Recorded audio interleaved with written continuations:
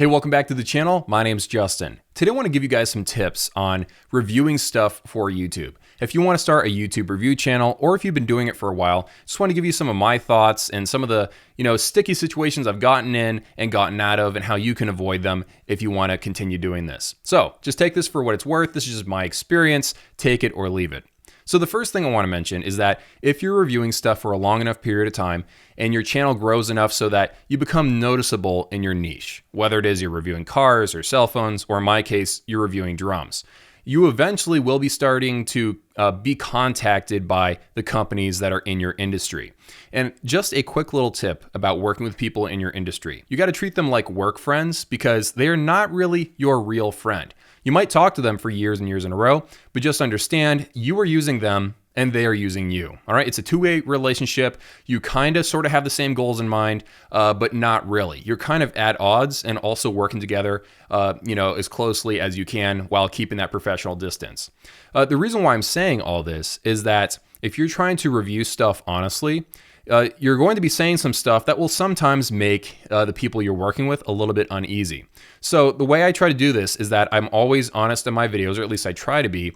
But I also try to say everything without being overly harsh. I'm trying to be fair. And companies know when you are a fair reviewer and when you are just trying to kill a company. Like, they know the difference, the professional ones that, work for giant companies. So, just make sure you have that professional distance, understand the dynamic there. They are trying to get you to say nice things about their company. You are trying to use them to get them to send you free stuff so you have content to produce. So you're sort of working together and not working together at the same time. Just understand the people that work at these companies, they're really nice. They're PR people. They are very extroverted. They're hired because they're good at their job, and you need to be good at your job. And the way you do that is by treating each other in the right way. All right, let's move ahead to number 2. You want to be agnostic when you're covering companies in your industry. If you're reviewing shoes, you don't want to be like the world's biggest Nike fan. Like, I guess you could, but you want to sort of treat all companies equally. But at the same time, here's the juxtaposition here. You also want to be very careful to review all the products that come out from the 5 big companies in your industry. Every single industry has them. I review electronic drums, and in my industry, the 3 big companies are Roland, Yamaha, and Alesis. They make up probably 80% of all sales. There's a ton of other companies, smaller and mid-sized companies out there, but those 3 big companies make up the majority of sales. So guess what? Sales equal YouTube views. So when people type in the name of a drum set into YouTube, I want to make sure I've already made a video covering that drum set in depth as fairly and honestly as I can.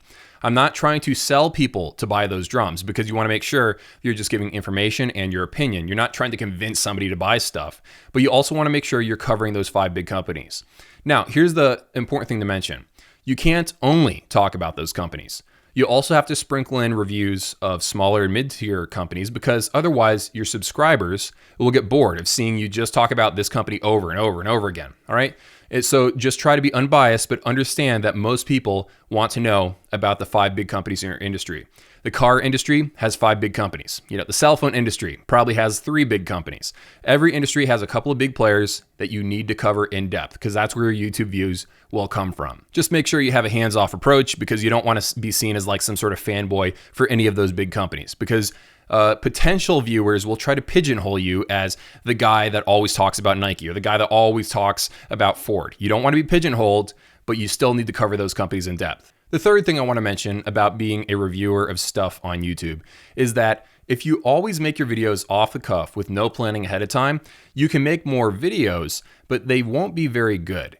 You got to plan your videos in advance. Now, I'm not talking to a teleprompter right here. This is not like I'm actually thinking of everything that I'm saying here, but I have written out all the things I want to talk about as sentences or paragraphs. This is the way I personally line out my reviews. I have things that I need to talk about in the video, and I'll still be going off the cuff, but I'll be starting from a paragraph or sentence of information that I've written beforehand. And you can cut out all the parts where you're looking at a script or trying to think of what to say next. But the point is, some people want to say everything off the dome, and they think that makes them like more organic and more real. And maybe it does, but at the same time, your videos aren't going to be very good, because It takes a very special person just to think of brilliant things to say every 5 seconds. Like, you're going to have a lot of filler. You're going to have to edit your videos more. And if you just take a little bit of time to plan beforehand, your videos will just be better. And remember, a first impression always matters. So if you finally get your video to the top of the YouTube algorithm for some potential search, or if YouTube finally recommends you over there in the sidebar or underneath a popular video, you want to take advantage of that chance by being your best self. And your best self usually exists because you planned on what to say ahead of time. You don't want to overly script it, depending on what niche you're in or how you're trying to make your videos. You don't want to make it sound robotic, is what I'm trying to say. But planning is very important. The next point is that you need to beware of tiny companies. All right, I'm all about supporting the little guy because I am a little guy. There is no, team of people helping me film and edit these videos. I'm doing everything myself. So I obviously have a connection to small companies in my industry because they're doing it all on their own. They're making their drum sets in their basements or in their small shop. They don't have that many employees, if any at all. So I understand their plight. But the reason why I say be careful when reviewing stuff from small companies comes down to a few key areas. All right. So let's say a no-name brand from the United States or China or whoever, they've contacted you. All right. You feel a connection because they're a small up-and-coming company that wants to do things differently. They'll have some big speech about why they're going to revolutionize your industry. The reason why I'm always trying to be careful with those companies is that, number one, their products are never as good as they say they will be. There's some rare occasions where they really are the Steve Jobs that's up and coming. But for the most part, they're very bad at what they do. Just like a person making their first ever YouTube video, it's not going to be that good. Same with companies. Their first product is usually not that good. I've had problems where my products from brand new companies have broken or they just aren't very polished. You can tell the difference between the big companies that have really spent a lot of time smoothing out every rough edge of their product. And then you have an up and coming product from a small company that has a lot of rough edges and might be innovative in the way they're approaching things, but it will be very rough. So the reason why I say be careful of small companies is make sure the product is actually finished. All right. You need a finished product that has all the rough edges smoothed away. And the second reason why you want to be careful of small companies is that they're very, very emotional. Because if I say something bad about a product from a giant global company like Roland or Yamaha, they have who knows how many employees. And when a person who works at the company sees my video and I say, I don't like this thing, they'll be fine because their paycheck is coming next Monday. However, if you say, really don't like this product, and the product is from a small company, well, you literally hurt their next paycheck because the company's so small, 5 YouTube videos could literally wreck the company. All right, so you have too much power over some of the companies when you're reviewing small products. So you want to be a little bit more delicate on who you work with, make sure the product is actually good because you don't want to wreck a up-and-coming company. Maybe you do, depending if their product is really that bad. I don't know. Just be careful because you have a YouTube channel and people do care about your opinions and you don't want to hurt a company more than they can handle. And that's why working with larger companies sometimes works out better because their products tend to be more polished and one video isn't going to wreck their entire company. The next thing I want to mention is beta products. And this ties in directly with working with tiny companies. All right. So what I've seen is that small companies will send me a beta product. On rare occasions, I'll get to see a beta product from a very large company as well, but most of the time it's from smaller companies or mid-sized companies. And here's the danger when you're always making videos about beta products. You are hampered because you can't say anything bad about the product because it's in beta. So you'll end up saying in your video about this car, let's just say you're reviewing a car, for example. I love this, and this about this car. Don't like this stuff about the car, but they're probably going to fix that because this is just the beta. All right. So you say all kinds of nice things. You're heaping up praise on this product, but because it's a beta, you can't really say anything bad about it because they're probably going to fix it any day now. So you're really, really hampered. And then when the actual product comes out again, you're going to make a very repetitive video because you're going to be covering the drum set or the car or the phone again because now it's official. And it turns out the beta product and the finished product are very, very similar. So all the negatives are still there, but now it's finalized into the actual product. So you don't want to be an unpaid beta tester. And you don't want to be repetitively, covering the same product over and over again because they slightly tweak the beta. And then the final product is very, very similar. So there's just a lot of things that go wrong or are annoying about reviewing beta stuff. You feel special. Ooh, they're trusting me to see something that's still in development. So secret. They might even make you sign an NDA at first. But I would stay away from betas for the most part. There are exceptions, but there's some downsides associated with betas. The next point when it comes to reviewing stuff is that your channel needs to be unique and different. I don't care how you've decided to make your channel different, but it can't be the same as everybody else. If you're reviewing cell phones, you can't be the exact same channel as iJustine or MKBHD or whatever his name is, Marquez Brownlee. You can't be the same as all these giant YouTube channels because they did it first and they do it better than you, and they have better equipment, and they have staff. They have all kind of advantages over you. So being a clone of another YouTube channel that just does it better than you isn't going to make you stand out because you're exactly like them. So how do you become different than competing YouTube channels? Well, that's going to be up to you. You can be different in a whole lot of ways. You can be the guy that's overly fair, overly unbiased, or you can be the channel that goes the opposite way where you're overly critical and you just have overly strong opinions. You swear a couple of times. Don't really recommend that path, but you could go down that path if you really felt like it. You could make short, to the point videos where you only tell people the stuff that matters. Or you can go into a more detailed video where you cover the iPhone over an hour. You go over every detail no one's ever even thought about to talk about in a review. You could be the overly detailed guy. You could, coast off of your amazing personality, your charisma.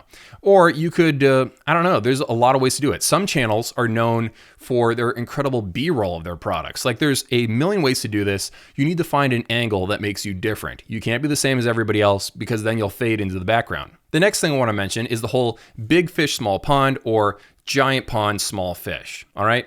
So you can pick a niche that is incredibly narrow. There are channels out there that only talk about the iPad. There's a channel out there that only talk about the iPad, nothing else. They don't care about the iPhones. They don't care about Android tablets. They don't care about anything but iPads. All right. You can be a very narrow channel. Or you can be a giant channel that talks about anything you care about. You can be a broad channel or a narrow channel. I recommend you go for something very narrow. Tackle a small topic. If you go too small in topic, you will be hampered in how big your channel can grow. Like for example, my main channel is 65 drums. I only cover electronic drums and hybrid drums. So my channel can only grow to be so big because it's a narrow slice of the drum community. I could expand it and talk about more things, which I might in the future. But right now, because I've chosen such a small niche, I am the biggest channel in my niche, but I only have around 83,000 subscribers at the making of this video. So I will be, the channel can only get so big because I've chosen such a narrow niche with very few competitors. All right.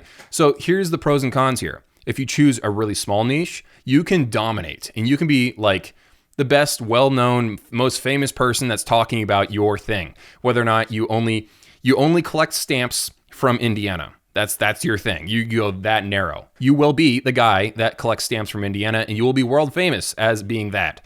Or you can be the guy that talks about everything, but it's hard to grab people's attention if you go too broad, so then your channel won't grow if you go too big. So you don't want to go too narrow in your niche or too wide. You need to find a happy medium. And also be careful when naming your channel, because if you nail down the name of the channel too specifically, you might find that it hampers your ability to expand. You can always rename your channel later on, but it's kind of difficult, or it's not difficult, but I recently did it and I wish I didn't have to do it, is what I'm trying to say. So try to be a little bit more vague in the naming of your channel, like give people an idea of what it is. But if you go too specific, you might find it kind of annoying when you want to expand the scope of your channel later on. The next point I want to bring up is buy a microphone right now. Like don't stop, do not wait, do not pass go, do not collect $200. Spend that $200 on a nice microphone. You will be amazed how much more attention you'll get if you literally have a nice microphone. So I eventually bought this one. It's a Shure SM7B, it's $400, but you don't have to do that. There are $100 microphones from Rode that sound incredible that you can buy that will just do the job. There are even $50 mics that sound incredible. All right. I do not really love shotgun microphones. Like I used to use a shotgun microphone, but the fact of the matter is you have to get it close to your mouth before it starts sounding nice. And depending on the acoustics of the room, your microphone will sound better or worse. Try to get a microphone like this or a cheaper version of this. Just buy a microphone of some kind. Do not use your iPhone microphone. That sounds horrible. Get a microphone. People will love you for it. Also, go on Amazon, buy some lights. I got 2 lights here and here, and then I have some lights that are like, home improvement lights on the floor over there. Buy a couple of lights, and then you want to diffuse that light. You don't want to just shine a bright light on your cheek because then it will make your skin look all weird. Get a nice light and then diffuse it somehow. I have a pop-up, sort of diffusion thing that I put over my light, and that softens the light, makes your whole face and whatever look a little bit nicer and a little bit less harsh. None of this stuff has to be expensive, but you need to buy dedicated lights and you need to buy a dedicated microphone. You might have to learn how to combine the mic'd audio and then the camera video later on, but these little things will, set your channel apart. If you want to take this seriously, you have to take the audio seriously. You have to take the light seriously. The camera is the last thing to worry about. It's microphone, lights, and then the camera. That's your upgrade cycle. The next point I want to make about reviewing stuff on YouTube is you need to disclose your product, okay? If you got the product for free from the company, you need to say it in the description, maybe say it in the video itself or put a little piece of text in the video. You need to call out that the company gave you something, all right? And they're letting you keep it. If you're just getting it as a 30-day, rentals type thing, or they let you borrow it and you have to mail it back, say that too. Just let people know how you're getting your product. It builds trust, and I think that if you get to keep it, at least in my country, I think you actually have to disclose it. It's the law. So tell people how you got your product. It will just make people trust you more, and you'll also stay in the legal area of YouTube. Also, of course, don't just take my word on this. Go look up the actual laws. I'm not your lawyer. And then finally, I want to talk about something that I feel like people don't quite understand when they're reviewing stuff on YouTube. Your job is not to convince people to buy things. You want to teach your viewers how to think, not what to buy, because they will love you for this. If you teach them, this is how I go about figuring out if I like a product or not. This is how I weigh the pros and cons. If you teach people what you're looking for in a product, eventually they will get to the point after watching enough of your videos that they'll guess if you like the product before they even watch the video. All right. So my viewers know me so well that if a new drum set comes out, I'm pretty sure there's a good portion of them that will understand just by looking at the spec sheet before they open up my video if I'll like the drum set or not, because they understand how I think. Same thing if you review movies. Like if I watch enough John Campea movie reviews and I go see a movie, I kind of know if he will like the movie or not, just because I've watched so many hours of his content. So you're trying to teach people how to go about critically thinking about products and then making their own decision. Their own decision for these products might be different than yours, all right? People have emailed me and said, hey, Justin, I bought this drum set based on your reviews. Thank you so much.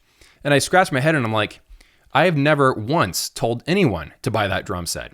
And then it dawns on me that they've learned principles about how to think critically about different drum sets. They saw this one was in their budget. They figured out what was most important to them when buying a drum set, and they made the purchase. So it wasn't that I told them to buy it. I taught them how to think about buying drums so they could make the best decision for themselves. So this all goes down to making a lot of videos. You need to get better at reviewing stuff, and also planning your videos really, really helps, because you're almost like a lawyer. You're building a case for why you do like or don't like a product. You're not telling people to buy anything, but you're building up a case like a lawyer. This is what it does right. This is what it does wrong, in my opinion. Here's my final verdict on whether I like it or not. You still need to make the decision for yourself. So that's how I go about it. I feel like it's more important for me to teach people how to think, not teach people what to buy. That's just my 2 cents on it. All right, so hopefully one or two of those tips were helpful. Have an amazing day, and I'll see you all in a few.